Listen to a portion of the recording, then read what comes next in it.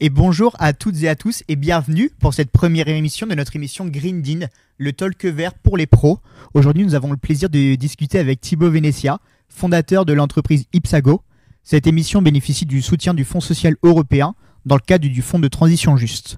Notre objectif aujourd'hui, ça va être de valoriser les entreprises qui se saisissent du sujet de la transition écologique, mais pas seulement.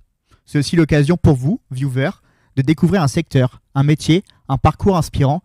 Et on s'est dit qui de mieux que Thibaut pour commencer justement ce magnifique projet. Thibaut, je vous propose qu'on commence tout de suite par la question classique de présentation.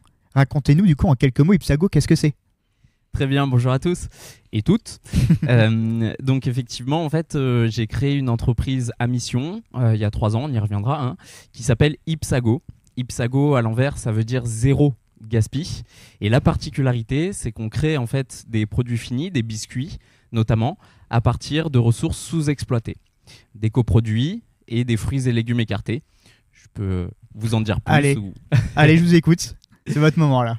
Donc, en réalité, on va racheter des fruits et légumes aux producteurs de la région sud, mais ce sont des fruits et légumes qui sont écartés parce que défaut esthétique, et c'est environ 15 à 30% de leur production qui ne peuvent pas être valorisés, pas être distribués dans les circuits traditionnels pour ces défauts. Voilà, qu'on appelle des défauts, mais en réalité, c'est des fruits et légumes qui ont le même goût, les mêmes saveurs, voire mieux des fois. Voilà, c'est juste qu'ils n'ont pas la même forme, ou alors qu'ils ont des petits. Et donc, nous, on va leur acheter pour leur apporter des revenus complémentaires, parce que c'est aussi le but, de créer de l'économie circulaire. Le mot économie est bien aussi. C'est clair. Et on va avec des techniques qu'on a développées pendant près d'1 an, on va les râper, les sécher, les trancher, et on va ensuite faire des farines. Ces farines, on va par la suite les incorporer dans nos biscuits apéritifs qui sont en forme de billes aujourd'hui. Des petites billes apéro, je peux vous montrer à l'écran. On a un mélange vrac de 3 recettes de biscuits apéritifs. Et puis, on va aussi travailler avec d'autres artisans, notamment des brasseurs qui génèrent ce qu'on appelle des drèches de brasserie. Quand un brasseur fabrique sa bière, pour à peu près 1000 litres de bière, il va utiliser de 3 à 400 kg de céréales maltais, donc principalement de l'orge, mais ça peut être aussi du blé, de l'avoine, etc. ou plein d'autres céréales. Et ces céréales vont être germées et il va les commander dans des malteries, dans des châteaux, et il va incorporer cette céréale dans de l'eau qui va faire bouillir, préalablement concassée. Et le brasseur, ce qu'il va chercher, c'est le sucre qui est dans la céréale, les glucides. Et nous, on va, à la sortie des cuves, de cette première cuve, on va récupérer cette céréale maltais pour, avec des processus innovants, en faire une farine dont on va servir aussi dans la conception de nos biscuits. Et de la même façon, on va travailler avec plein d'autres artisans, comme des huileries qui génèrent des bâtons de pression, dont on va faire des farines de noisettes déshuilées, d'amandes, de lin, de sésame. Voilà. C'est passionnant et c'est vrai que parler de ça sortie de repas, ça me redonne encore un petit peu faim. On a eu l'occasion justement parler d'Ipsago et de tes produits, mais est-ce que tu peux nous expliquer toi un petit peu ton rôle ou ta fonction au sein de l'entreprise ? Oui, alors moi pour vous faire un petit peu le storytelling, je suis né d'une famille d'artistes, d'herboristes, de photographes, etc., avec une vraie sensibilité dans la région d'Aix-en-Provence, mais aussi j'ai grandi une partie de mon enfance à Fort-Calquier, dans le 04.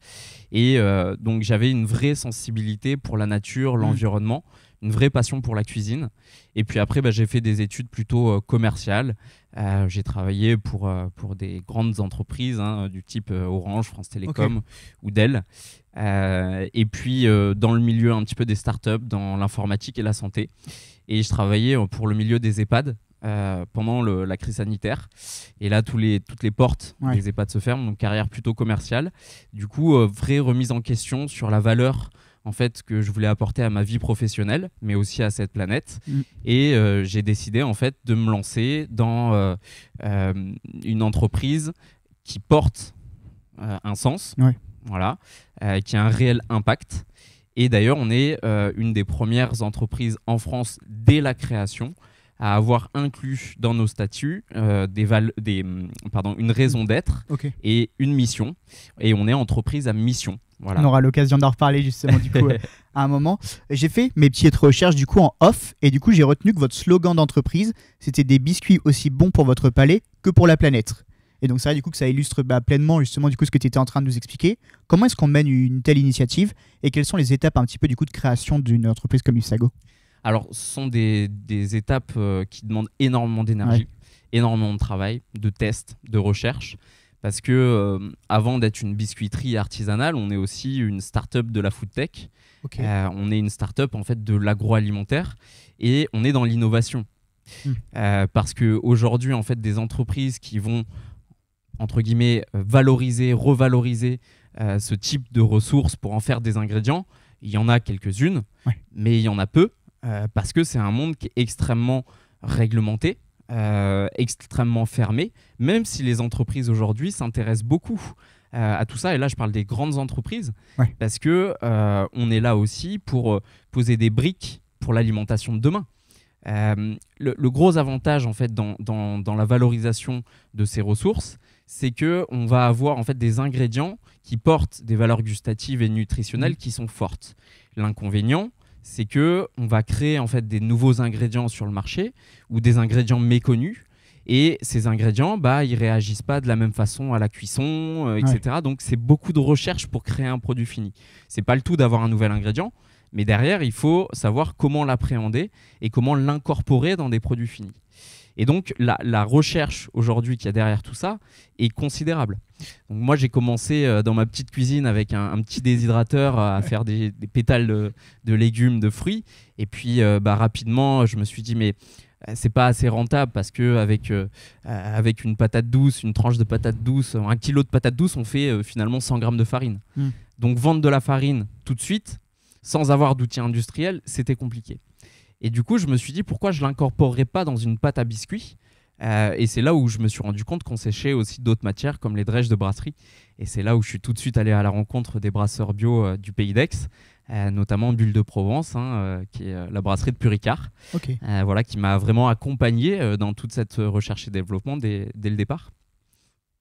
C'est marrant justement du coup de parler un petit peu de ce processus créatif. Comment est-ce que ça se passe après du coup une fois qu'on a un produit qu'on n'est pas sûr qu'on ait fini? Est-ce qu'on invite des copains du coup à l'apéro et on goûte, ou comment ça se passe un petit peu? Complètement, on fait un petit peu des panels entre guillemets en système D. C'est-à-dire qu'on fait goûter aux copains, on se réunit à la famille, aux entourages.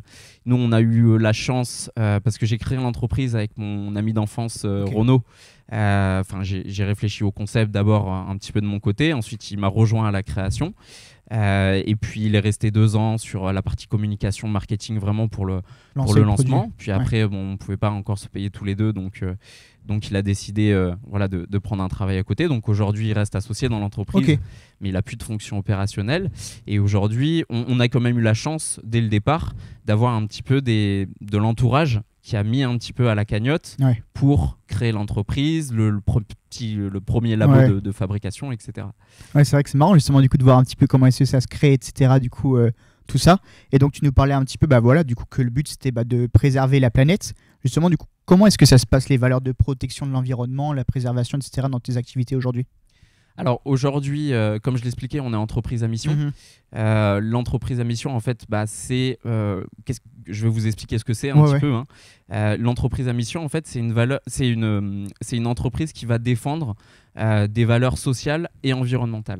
Mais plus que de les défendre, elles sont inscrites à leur statut et on est contrôlé tous les 2 à 3 ans par un organisme tiers indépendant qu'on appelle un OTI.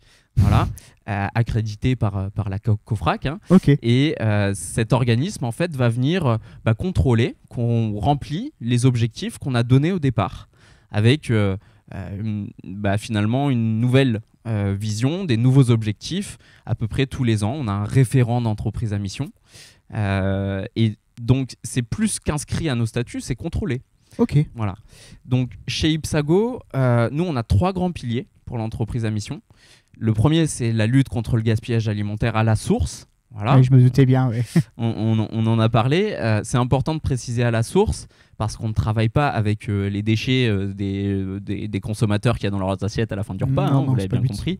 On travaille avec ce qu'on appelle les chutes de fabrication, les coproduits rejetés par l'industrie sur des matières où elles vont chercher un élément, mais pas la totalité.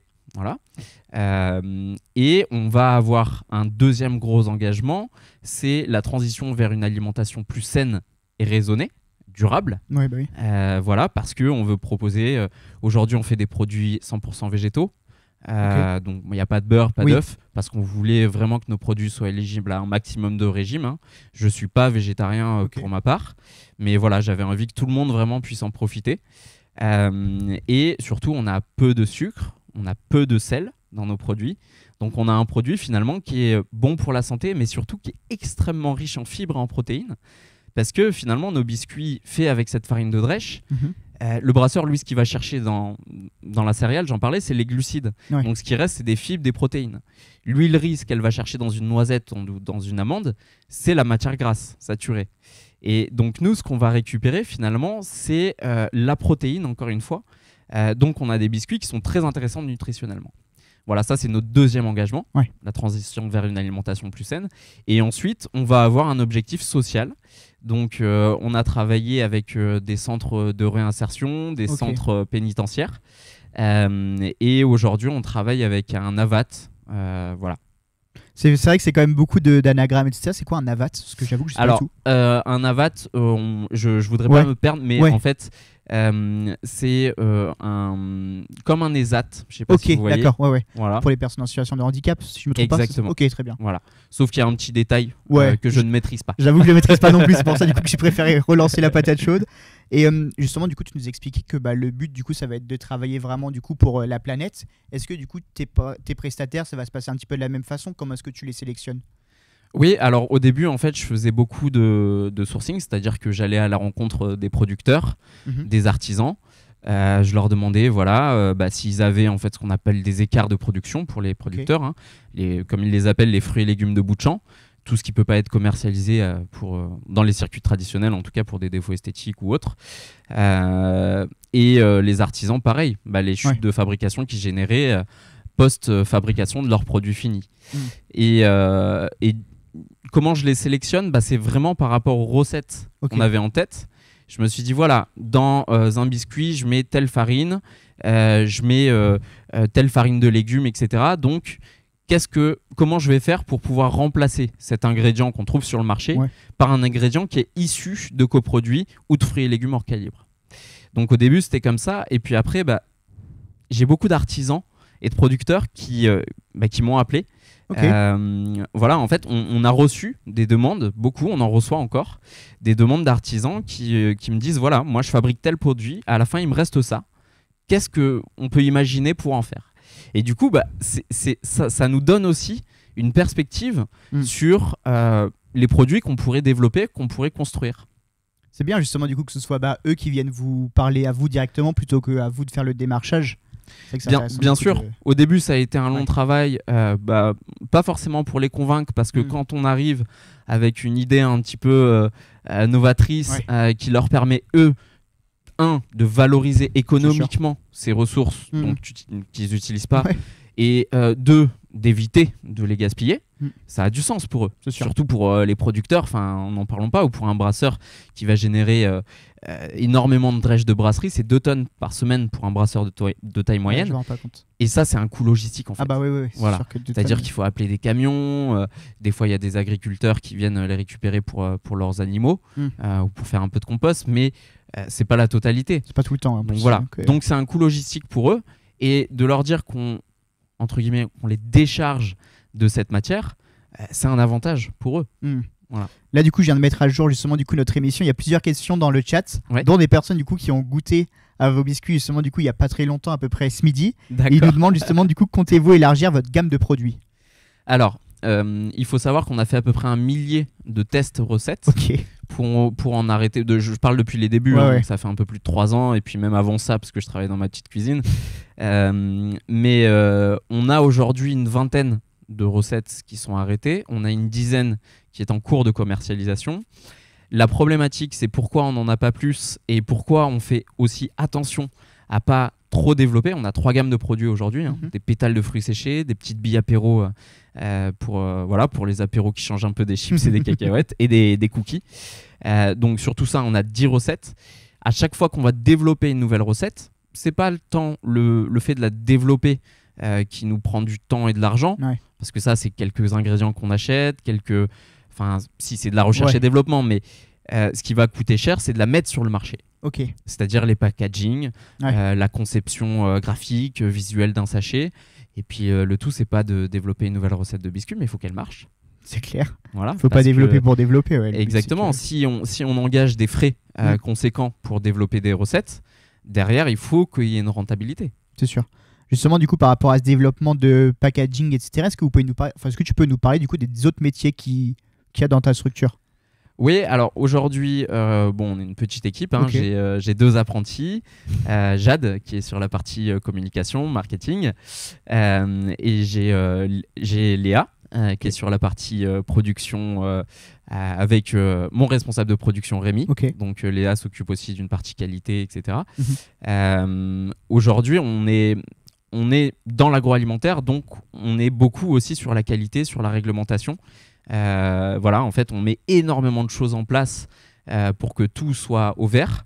On est aussi entreprise à mission, donc on a Ouais. une grosse partie sur la RSE, etc. Le fait qu'on soit une très petite entreprise aujourd'hui, bah forcément, ça implique que moi, le fondateur, travaille sur énormément de sujets. Mm. Voilà. Donc aujourd'hui, en fait, le panel des métiers que je parcours dans une seule et même journée, Et c'est c'est assez énorme. incroyable. Ouais. Alors, je dis pas que j'ai les compétences sur tout, donc je vais chercher de l'aide. On a beaucoup travaillé avec le CRIT agroalimentaire, le CPA, qui est un centre technique pour nous accompagner sur la partie procédé. Le CRIT, lui, Ouais. c'est plutôt sur la partie réglementaire. Ok.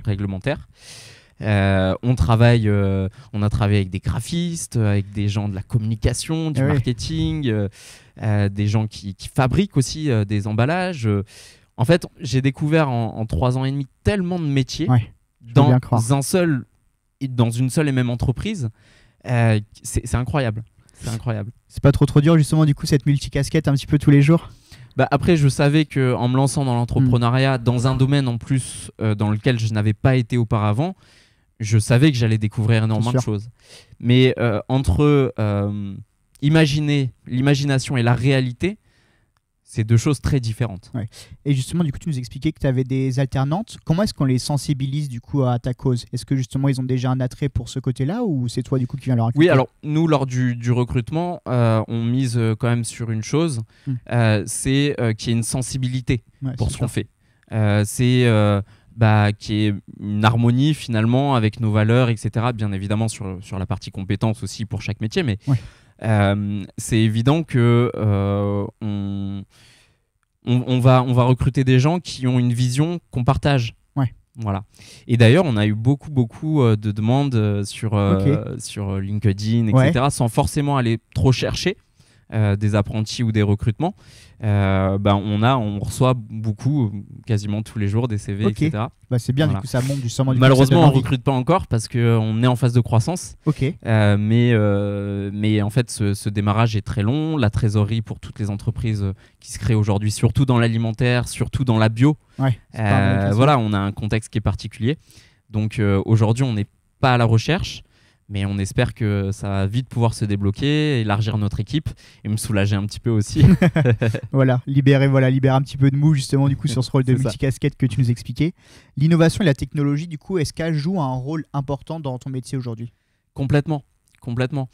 Je vous donne l'exemple en fait des premières farines de drèche que j'ai créées dans ma petite cuisine.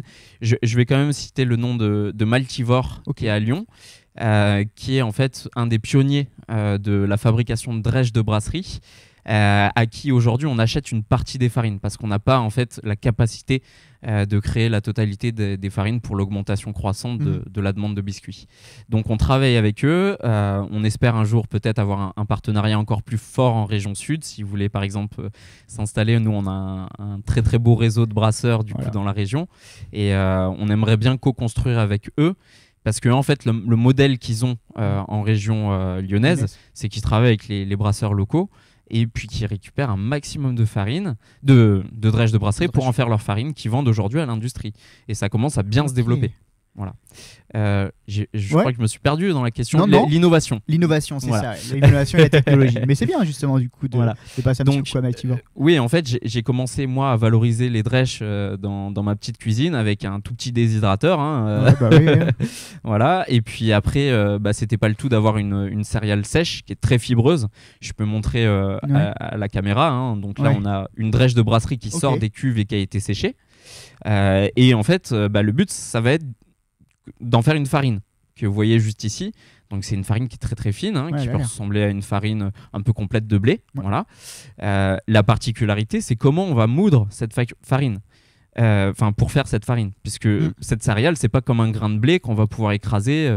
Donc ça passe par tout un tas de processus mécaniques, de recherche. On a travaillé même avec un centre de prototypage à l'Arbois.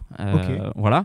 Et donc tout ça, ça a été un cheminement qui a pris énormément de temps, de trouver les bonnes machines, de les adapter, de meuler des lames particulières. On a été aussi aidé par le père de mon associé Renaud, qui était ancien ingénieur. Donc oui, aujourd'hui, l'innovation chez Ipsago, sans l'innovation, on n'existerait pas, en fait. Ouais, c'est sûr. Et d'un point de vue technologie, du coup, est-ce qu'il y a des technologies spéciales qui sont utilisées ou pas du tout ? Alors, c'est des technologies spéciales, oui et non. C'est-à-dire que c'est des outils, une partie qu'on a créée, mais c'est surtout des procédés qu'on a créés. Parce que c'est pas le tout de sécher de la drèche, mais il faut savoir comment la sécher. Ou même une carotte, une patate douce, trouver la bonne température pour pas perdre les nutriments, pour arriver à un pétale de patate douce qui est assez cassant pour pouvoir derrière en faire une farine et éviter que cette farine cristallise ou motte, comme on dit, c'est-à-dire qu'elle fasse des blocs.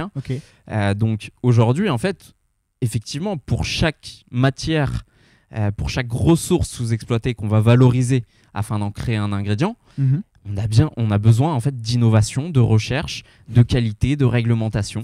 Voilà. Ouais, c'est vrai que ça a l'air d'être un processus qui a l'air d'être assez long en vrai pour la création d'un produit ou d'une gamme. C'est un travail du jour et de la nuit. En plus de ça, parce que c'est vrai qu'il y a des horaires spécifiques ou des choses comme ça, non ? Un petit peu, c'est-à-dire que par exemple, du coup, il y a quelque chose qu'il faut laisser traîner 8 heures et d'autres 12 ou autre. Non, pas du tout. Pour le séchage ? Ouais, pour le séchage, bien évidemment.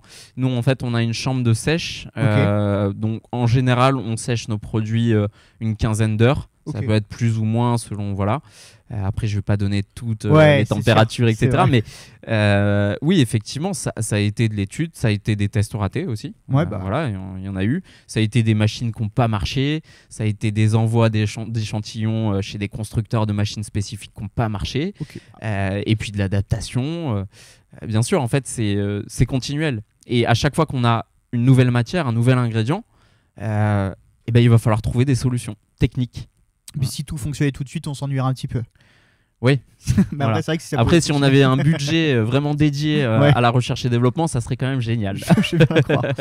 Du coup, est-ce que vous avez adopté des technologies spécifiques pour améliorer du coup l'efficacité, décidément, énergétique, pour réduire par exemple votre bilan carbone ou autre ? Alors aujourd'hui, on a un atelier dans lequel on est depuis à peu près 1 an et demi, de 130 mètres carrés. Donc c'était un hangar. On en a fait un atelier, un labo agro. Voilà. On n'est pas propriétaire. Aujourd'hui, en fait, la copropriété n'a pas prévu d'investissement pour équiper, par exemple, le local de panneaux solaires, mais on aimerait bien très très rapidement que, par exemple, notre séchoir, notre déshydrateur de 25 mètres carrés de surface, puisse fonctionner au moins en partie avec de l'énergie solaire. On aimerait bien aussi que, en fait, que toute notre technologie, broyeur, etc., puisse effectivement être auto-alimentée sur des énergies vertes. Aujourd'hui, on n'a pas la capacité, ni financière, ni d'un point de vue légal, puisqu'on n'est pas propriétaire de notre atelier. Je ne savais pas justement du coup qu'il fallait être propriétaire pour faire ça, mais c'est intéressant. Après, s'il y a des gens qui nous entendent et qui nous disent qu'il y a d'autres solutions, je suis preneur. Qui nous laissent un petit message dans le chat. Mais en tout cas, je suis très sensible à ça. Est-ce que je reprends mon enfance, ma famille de cœur qui était herboriste. Dans mon enfance, on faisait de la cueillette sauvage dans les hauteurs de Fort-Quelquier, Man, dans le 04 pour ceux qui connaissent. Et en fait, c'était du thym, du romarin, des lavandes. Et on vendait sur le marché ces herbes aromatiques pour faire des infusions, des huiles essentielles, etc. Et tout ça était séché sur des clés et tout était solaire. Il n'y avait aucune énergie en fait utilisée. Donc moi, quand j'ai construit cette entreprise aussi, c'était aussi des réminiscences de mon enfance. Et au-delà de ça, je me dis, si on arrivait à développer quelque chose un jour qui fonctionne en totale autonomie avec des énergies vertes, ça serait incroyable. Et justement, du coup, est-ce que quand tu étais petit, du coup, t'avais déjà du coup cette image-là de plus tard, du coup, vouloir créer des biscuits, vouloir continuer à travailler un petit peu dans ce milieu-là? Je vais pas dire que je voulais créer des biscuits dès ma plus tendre enfance. J'ai toujours été passionné de cuisine. Je pense que je savais faire des crêpes avant même de marcher ou de parler. Mais j'ai toujours eu une sensibilité commerciale. D'ailleurs, aux grandes dames de mes parents qui m'ont vu entrer en école de commerce, en IUT Tech de Co. Mais oui, j'ai toujours eu cette sensibilité pour la partie commerciale et surtout pour la valorisation de ce que les gens n'exploitent pas. Quand j'étais gamin, j'allais ramasser des figues sur les figuiers, je faisais des confitures que j'allais vendre aux voisins. Et ça, j'avais 7-8 ans. Voilà. Donc il y avait déjà justement du coup ce petit côté commercial et en même temps du coup valorisation des fruits tombés. Complètement. Est-ce que du coup quels sont un petit peu les objectifs ou les défis là du coup pour Ipsago dans les prochaines mois, semaines, années? Ils sont nombreux. Ils sont nombreux en réalité parce que aujourd'hui, comme vous l'avez compris, on est une petite équipe. On vient d'obtenir un référencement chez Biocop dans toute la partie est de la France sur 2 centrales d'achat. Les magasins ne sont pas obligés de commander. Ils peuvent commander parce qu'on apparaît au catalogue, en précommande. Ils peuvent commander s'ils le souhaitent. On a 1 an pour faire nos preuves, pour qu'il y ait des rotations dans les magasins, pour que les gens apprécient en fait nos biscuits et qu'ils achètent et qu'ils réachètent. On développe aussi avec Naturalia en région sud. D'ici 1 mois ou 2, on sera dans quasi tous les magasins Naturalia de la région sud. On a aussi aujourd'hui 150 points de vente en direct, donc un petit peu toutes les enseignes bio, Satoris, Marcel et Fils, on recommence avec eux, avec plein d'épiceries fines, de cavistes, de domaines viticoles. Aujourd'hui, en fait, cette croissance-là, notamment par rapport aux grossistes avec lesquels on a commencé le travail en début d'année, et les enseignes bio, notamment en centrale, elles impliquent forcément de valoriser beaucoup plus, de faire des dépenses, que ça soit sur la refonte des packaging, sur la communication, sur la visibilité, sur tous les petits détails en fait qui n'en sont pas, qui vont faire que nos produits se vendent, et sur toute la logistique, etc. Donc aujourd'hui, on a les capacités de production. On fait aussi appel à un partenaire biscuitier à Sifour-les-Plages parce qu'on ne pouvait pas tout faire dans notre atelier. Donc on lui apporte nos ingrédients et on fabrique une partie de nos gammes chez lui. Mais effectivement, les gros enjeux, ça va être comment investir pour absorber cette croissance. Sachant que les paiements sont souvent décalés. Et du coup, on a toujours des décalages en fait, de trésorerie, on a une masse salariale, on a des emprunts à rembourser. Donc, la croissance est là, dans le contexte qu'on connaît. Mais aujourd'hui, on a besoin d'investir. En fait. Donc, on cherche absolument un investisseur, des subventions, des fonds qui soient capables finalement de nous aider financièrement et peut-être aussi en termes de compétences intellectuellement à faire grandir notre entreprise. C'est sûr. Tu nous parlais un petit peu là du coup des lieux des points de vente, notamment du coup Biocop, Naturalia, etc. Comment est-ce que ça se passe justement du coup pour promouvoir un produit du coup dans ces espaces? Alors déjà moi ça a été un travail de longue haleine commercial que j'ai fait en grosse partie tout seul. J'ai eu une apprentie sur la partie commerciale qui m'a un petit peu aidé. Mais aujourd'hui les 150 points de vente qu'on a en direct, je suis allé les chercher seul finalement. Voilà. Avant d'arriver en centrale d'achat Biocop pour ce test là dont je vous ai parlé, ça a été une 40aine de magasins Biocop qui étaient déjà en direct, avec lesquels on travaillait déjà en direct. Donc ça c'est un travail encore une fois, beaucoup de routes, beaucoup de voilà. Le gros avantage c'est que comme on a un produit qui plaît mais aussi une démarche qui plaît, c'était assez facile finalement d'aller à la rencontre des directeurs magasins et de pouvoir les convaincre d'intégrer nos produits. Mais c'est pas le tout. Il faut qu'après ça tourne, etc. Donc c'est beaucoup de fidélisation. On avait fait aussi des box qu'on avait dans les magasins pour expliquer un petit peu nos démarches. On a des plaquettes pour expliquer. Aussi, c'est pas le tout d'avoir un packaging comme celui-là que vous voyez ici. Mais c'est le fait que le client doit rentrer dans le magasin et il voit ce produit et il a envie d'acheter. C'est clair. Donc ça, c'est tout un travail aussi de communication qui est derrière et de sensibilisation. Aujourd'hui, j'ai fait près de 250 animations dégustation dans les enseignes bio, dans les magasins. Voilà. Est-ce que ça arrive justement des fois aussi du coup d'avoir des entreprises par exemple du coup qui recherchent ou autres et de faire des animations dans celles-ci pour présenter un petit peu vos produits ou autres? Des entreprises de quel type De n'importe quel type justement du coup qui cherchent un petit peu voilà du coup à je sais pas. Oui, des assurances, des par banques, exemple, des missions locales. Par exemple, j'ai dit ça au hasard, mais c'est vrai que ça arrive aussi. Oui, tout à fait. On travaille avec pas mal de CE, on fait pas mal de marchés de Noël aussi. Je pourrais citer Groupama, Voyage Privé. On sponsorise aussi des trails, des événements sportifs parce qu'on a des produits qui s'y prêtent en plus, très riches en fibres, en protéines. Donc voilà, oui, bien évidemment, on est tout à fait preneur finalement de sponsoriser. Bon, il faut qu'il y ait un échange monétaire à un moment donné, mais de sponsoriser ce type d'événement. On a travaillé aussi pour Pernod Ricard. On a fait une journée de sensibilisation. Je me rappelle plus comment. Mais bon, sur une journée éco-responsable pour leurs salariés. Donc oui, aujourd'hui, on a besoin de proposer nos produits, de les faire découvrir au plus grand nombre, mais aussi de sensibiliser à travers un message fort qui est celui du coproduit et de l'alimentation de demain. J'ai une petite anecdote pour toi Thibaut justement qui est un petit peu drôle parce que c'est vrai que c'est pas la première fois justement du coup qu'on se croise et une fois du coup j'ai un ami à moi qui avait vu justement du coup notre interview et qui m'a envoyé après une photo avec le packaging qu'il avait trouvé justement dans un Biocop en disant bah tiens regarde du coup j'ai retrouvé les biscuits et justement c'est marrant du coup quand même que justement du coup il y a ce bouche à oreille qui fonctionne, ça fonctionne aussi beaucoup comme ça et donc voilà je tenais du coup à te le dire, ça m'a fait un petit peu rire gentil. Le jour où il m'a envoyé. Quel conseil est-ce que tu donnerais justement du coup à des jeunes professionnels qui souhaitent se lancer justement du coup dans ce milieu? Dans ce milieu, c'est-à-dire plutôt dans le salariat, dans l'entrepreneuriat? Dans l'entrepreneuriat vraiment orienté vers l'agroalimentaire avec les normes RSE, etc. Alors il y a beaucoup de métiers dans l'agroalimentaire en fait, que ça soit en qualité, en recherche et développement, même sur la partie packaging, communication, etc. Donc c'est tellement vaste que c'est un très beau domaine en fait à découvrir. Après, trouver la sensibilité qu'on a pour telle ou telle particularité de ce domaine-là, en fait c'est comme si on entrait dans une école et qu'on voyait plein de matières différentes et qu'à un moment donné on se dit ah ouais c'est celle-là que je veux faire. Voilà. En fait, je vois un petit peu comme ça le domaine agroalimentaire, mais aussi tous les secteurs d'activité, puisque j'ai travaillé avant dans l'informatique, dans la santé.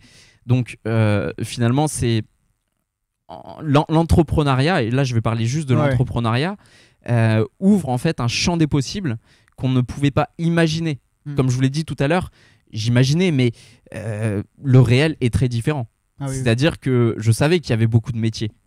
Mais à ce point-là, pas autant. Non, c'est assez incroyable. Et voilà, après, je pense que quand on a une sensibilité pour l'alimentaire, pour l'alimentation de demain, ou ne serait-ce pour monter un commerce artisanal, on est assez bien entouré au début.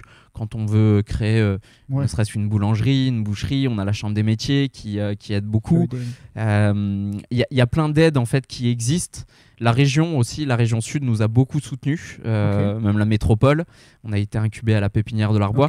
Il y a tout un écosystème, plein d'environnements autour de nous qu'on ne connaît pas forcément et qui vont nous aider aussi à se lancer. Voilà. Donc il ne faut pas avoir peur de se lancer. Par contre, il faut pas avoir peur de travailler non plus. Voilà, il faut quand même être prêt, avoir beaucoup d'énergie à dépenser pendant 1 an, 2 ans, 3 ans, peut-être 5 ans, avant de vraiment pouvoir en vivre pleinement. Et puis se détacher progressivement aussi des tâches qui sont un peu redondantes, répétitives. Voilà, moi je fais encore beaucoup de commercial, alors que j'ai aussi créé une entreprise plutôt pour gérer la partie commerciale d'un point de vue stratégique et être un peu moins sur le terrain. Aujourd'hui, je le suis encore beaucoup. Est-ce que tu penses justement du coup que la passion aussi du coup ça peut aider un petit peu pour se lancer dans une entreprise qui nous ressemble? Aider? Non, ça peut pas aider. C'est indissociable. C'est-à-dire que si on n'a pas de passion, si on n'a pas la passion pour un secteur, pour quelque chose de particulier et surtout qui va dans le sens de la planète, c'est pas la peine de se lancer. C'est sûr. Il faut avoir son cœur qui bat au rythme de quelque chose qui nous anime. que ça soit pour l'environnement, pour le recyclage, pour un produit fini, pour trouver une solution en fait à quelque chose qui existe, mais qu'on va faire mieux. Voilà. Donc ça peut être aussi de la reprise d'entreprise. Ouais, c'est sûr. Voilà. Pour les jeunes d'aujourd'hui, sachez juste que l'alimentation telle qu'on l'a connue jusqu'à maintenant, elle va, dans tous les cas, à un moment donné, s'arrêter. Okay. Par rapport au contexte actuel. Je vais pas en faire un débat, hein, c'est pas la peine, mais par rapport aussi aux importations, on va devoir forcément produire un petit peu plus en France, réindustrialiser, on en parle beaucoup en ce moment. Et en fait, l'écoproduit, ces chutes de fabrication qu'on a à nos pieds, une farine de drèche qu'on utilise dans un biscuit, pour notre cas, mais aussi dans une crêpe, dans une pizza, même à hauteur de 10% dans un pain. Imaginez que tous les boulangers de France utilisent, ne serait-ce que dans leur pain, 5% de cette farine.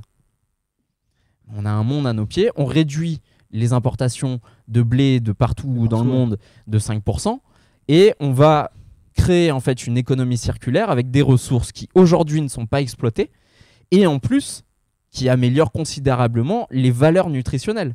Parce qu'on a beaucoup plus de fibres, de protéines, comme je l'expliquais tout à l'heure. Oui, c'est sûr. Donc le monde des coproduits, c'est un monde très très vaste auquel il faut s'intéresser aujourd'hui. Petites entreprises pionnières comme nous, qui aussi essuient les plâtres, hein, on va pas se mentir. Il en faut, mais aussi, aujourd'hui, il est important que les industriels et du coup une partie de la population s'intéressent à ces thématiques-là, parce que ça fait partie de l'alimentation de demain. C'est sûr. Puis en plus, du coup, avec le contexte un petit peu géopolitique du moment, c'est vrai du coup que produire en France, c'est un petit peu au cœur des sujets. Complètement. Complètement. On est d'ailleurs labellisé 100% Valeurs du Sud. Ok. Ah, il y a carrément Valeurs du Sud. C'est-à-dire que c'est carrément vraiment une. C'est un label lancé par la région Sud, effectivement. Et il y a quelques artisans. On a dû remplir un dossier assez conséquent pour avoir nos produits labellisés 100% Valeurs du Sud. Vous retrouvez donc ce petit logo. Pas encore sur nos packaging parce qu'on est en train de le refaire, mais surtout les artisans qui sont labellisés. Voilà. C'est drôle, je savais même pas justement du coup qu'il y avait des trucs comme ça. On parlait justement du coup de la France. Comment est-ce qu'on convainc les entreprises françaises justement du coup de prendre part au mouvement de transition écologique? Je pense qu'elles le font d'elles-mêmes. Il y a eu un vrai pic encore en 2023-2024, post-Covid en fait. On sentait vraiment que les services RSE avaient beaucoup de budget, qui mettait beaucoup de gens sur cette partie-là. Comment on va faire pour trouver des solutions, pour éviter justement les chutes de fabrication, pour faire plus de réinsertion sociale, et puis là, avec tout ce qui se passe, le contexte, etc., on sent bizarrement que les entreprises, c'est plus c'est plus la priorité, entre guillemets. Alors ça reste, mais c'est mis dans un coin. Et voilà, je dis pas que les entreprises françaises n'ont plus de RSE, c'est pas du tout ce que je suis en train de dire, hein. Mais les budgets sont un peu gelés. Donc voilà, il faut quand même qu'on se ressaisisse et qu'on arrive aussi à comprendre que la RSE crée de l'économie et que pour penser à la planète, c'est elle qui nous nourrit en fait, hein. Voilà. Est-ce que justement du coup c'était un petit peu ta philosophie du coup quand tu t'es lancé, vouloir rendre un petit peu la planète plus belle, etc. Oui, en tout cas, trouver des solutions. Trouver des solutions. Moi, je suis un grand créatif. J'ai créé aussi mon entreprise parce que j'avais ce souhait, ce désir, ce besoin en fait de créer quelque chose qui sort de mes mains. Je pense que c'est là ma vraie passion aussi. C'est de se dire, on a inventé quelque chose de nouveau.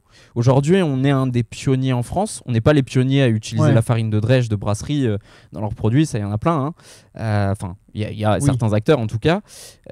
On est vraiment les premiers à avoir ce qu'on appelle un mix coproduit. C'est-à-dire utiliser plusieurs ressources sous-exploitées pour créer des ingrédients différents et construire un produit fini qui réunit jusqu'à, dans certains de nos biscuits, 80% de ressources qui n'auraient pas été utilisées sans notre intervention. Et c'est cette création-là, et le goût aussi, hein, l'esthétique, ou plein de choses, vraiment tout ce qui fait partie de la création. Tu nous expliquais justement tout à l'heure du coup, que tu as actuellement du coup, une petite équipe et que la volonté, ce serait peut-être du coup, de s'agrandir dans un futur proche. Est-ce que tu peux nous dire justement du coup, où est-ce que nos viewers ils pourraient trouver un petit peu l'information, vous suivre, etc. Nous suivre. Ouais. Alors, on a une super apprentie, Jade, sur la partie communication qui gère à merveille nos réseaux sociaux. Ok. Donc, vous avez un Instagram, on est aussi sur LinkedIn, sur Facebook. Vous tapez pour Instagram, par exemple, Ipsago, mais IPSAG 0. Ok. Parce que rappelez-vous, à l'envers, Ipsago, c'est 0 gaspi. On y revient. Donc, le O est aussi un 0. Ok. Et donc, on a une petite communauté autour de 4500-5000 abonnés. C'est Voilà une belle petite communauté. que Jade, c'est vraiment. On a pas mal de jeux concours. on essaye d'animer finalement notre communauté. Et on a besoin d'être de plus en plus visible. Voilà, donc on fait aussi beaucoup de presse, beaucoup de concours. Je pense qu'on a une vingtaine de concours à notre actif, une quinzaine de podiums, et dans des secteurs différents, parce qu'aujourd'hui on est start-up avec un engagement RSE sur la partie entreprise à mission, mais aussi dans l'alimentaire, donc avec un besoin de visibilité sur cette partie purement gustative aussi du produit, parce qu'avant tout, de dire on fait des biscuits à partir de coproduits, c'est bien, mais il faut qu'ils soient bons. C'est quand même la première chose. C'est clair. Voilà. Et ben en tout cas, merci beaucoup Thibaut. Est-ce qu'il y a des points qu'on n'a pas abordés, du coup, que tu souhaiterais aborder? Je suis un bavard et je suis passionné, donc il y en a sûrement des milliers. Mais je pense qu'on a fait un bon tour déjà d'horizon. On va être obligé de se revoir du coup pour en reparler la prochaine fois. En tout cas, merci beaucoup Thibaut pour cet échange. C'était vraiment un plaisir de discuter avec toi, d'en apprendre davantage sur Ipsago. C'est vrai que je savais déjà un petit peu pas mal de choses du fait qu'on se soit déjà croisés, mais ça fait toujours plaisir d'avoir une petite piqûre de rappel par rapport à ça. Et puis voilà, merci en tout cas à nos viewers d'avoir partagé ce moment avec toi, avec moi. Et puis écoutez, on se voit bientôt pour un nouvel épisode de Green Dean. C'était une grande première avec Thibaut, ça m'a fait beaucoup plaisir. Merci beaucoup Thibaut. Merci pour l'invitation. À bientôt.